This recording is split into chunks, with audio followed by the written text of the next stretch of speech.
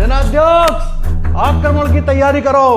देख, आज पता नहीं कौन सा नया बहाना लेके आएगा शादी करने का। हमारे चरणों का कवच, हमारी मर्यादा का आभूषण, हमारी एक चरण पादुका अदृश्य हो गई और यह राज्य के गौरव पर चोट है। चरण पादुका? चप्पल महाराज, बाजार से नई चप्पल ले आएंगे, कोई बात नहीं।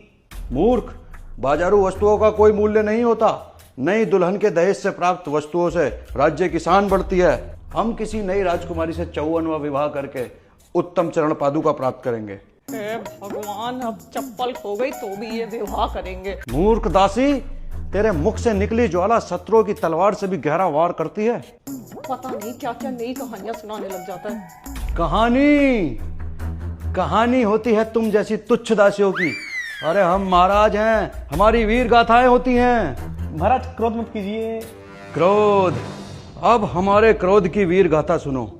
एक बार हम समुद्र तट पर टहल रहे थे। हमने देखा एक विशालकाय मत्स्य दानव नाविकों की नौकाओं को तोड़ रहा है।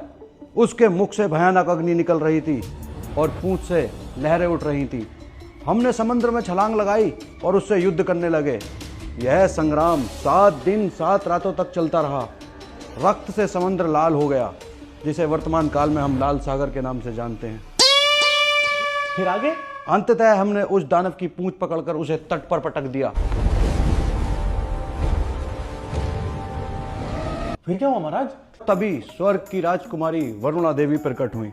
उन्होंने हमसे कहा, हे वीर पुरुष, स्वर्ग की सभी अप्सराएं आपसे विवाह करना चाहती हैं। किंतु हमने उत्तर दिया, अभी पृथ्वी लोक में कन्याएं शेष हैं। अरे यार, इस आदमी की तो कहानियां नहीं खत्म होंगी। दासी, हम जानते हैं तुम भी हमसे विवाह करना चाहती हो, परंतु एक महाराज दासी से विवाह नहीं कर सकते। परंतु तुम चाहो तो हम तुमसे गुप्त विवाह कर सकते हैं। तुम्हारे पुत्र को हम अपने राज्य का उत्तराधिकारी नहीं बना सकते। यद्यपि चाहो तो हम तुम्हें अपने राज्य से कुछ भूखंड एवं कुछ मवेशी दान दे सकते हैं।